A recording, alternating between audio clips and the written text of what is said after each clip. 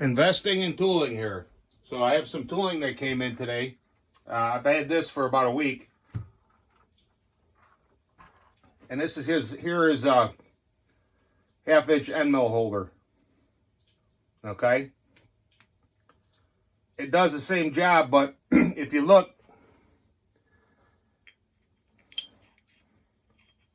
at the part that goes up in there, your R8 taper, okay, look how much extra room you got between the bottom of this here and the bottom of this here. About 2 inches. So you got a piece in the vise and you want to mill a slot or whatever. Yeah, you might want to use this to get down there. But this won't work on a 562 case. I just do not have the clearance to get to the case. The case is up here. Here's the tool. This, it's almost 2 inches shorter. This will do it. Not going to be a lot of clearance, maybe a half an inch, but there'll be enough. But like I said, you know, I got the mill for a song and a dance. But without these different tools, even though they do the same thing, you know, it's the clearance issue. You just don't have a Z-axis like on a Bridgeport or any of those other copies of them where you can raise the whole table. Your X and your Y-axis, you can pick that right up to the spindle. And actually, that's great because you can bring it up there where that spindle's barely sticking out. You're going to have less deflection. You're going to make a better part. But this machine doesn't have that. So you stick this sucker in there and you're going to try and mill a 562 case. You can't do it. The case is too high. With this, the case will be sitting probably about down here. So you'll have plenty of room.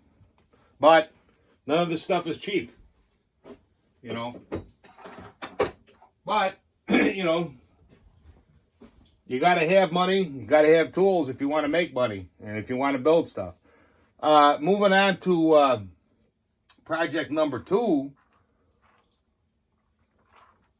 the 562 Swapola here. This is a 575 carburetor here, okay? Now, just looking at this, I can see a few things, all right? Now, obviously, I need this piece.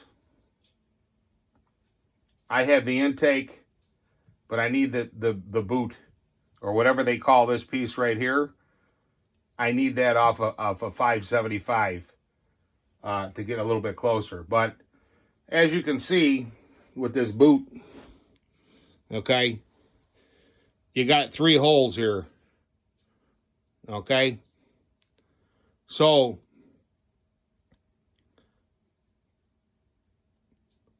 we're not going to be running through the carburetor, okay? So that's where you're going to put your impulse line.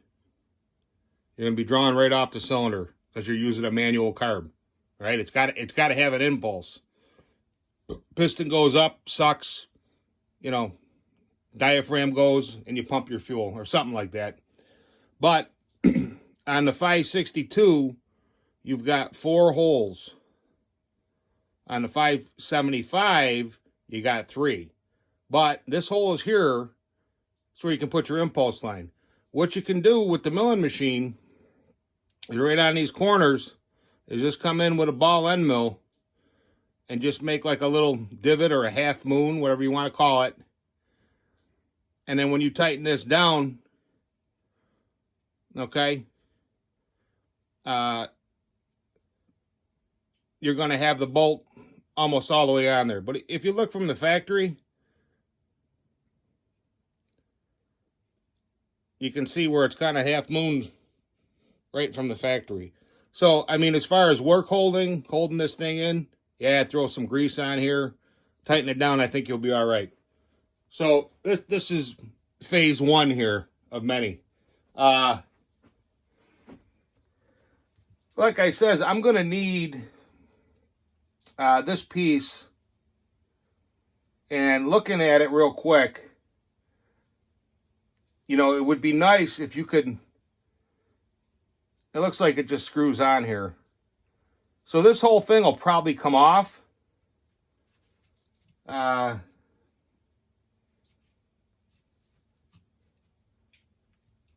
But, okay. Yeah. I'll let you check this out here. I just seen this. If you were to do that, you see these arms here? These are what move the straddle ports.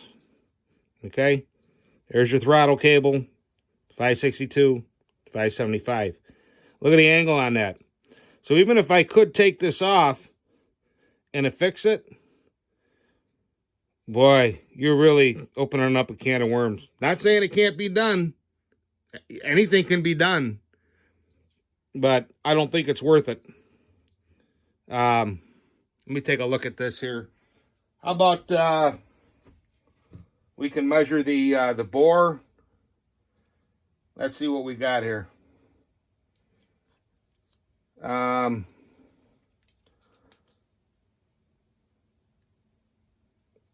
Got about 15.7 15.75 millimeters, 15 3/4 millimeters on this one here.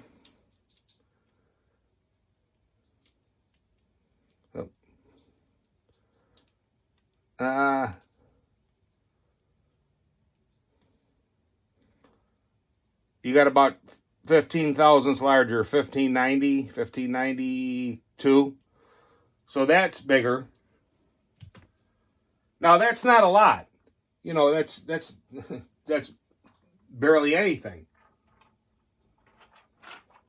But like I've always said with these saws, you know, little things make big differences. I'm in the camp of the guys, you know, the same line of thinking. I get 3% here, I get 2% here, I get 5% here,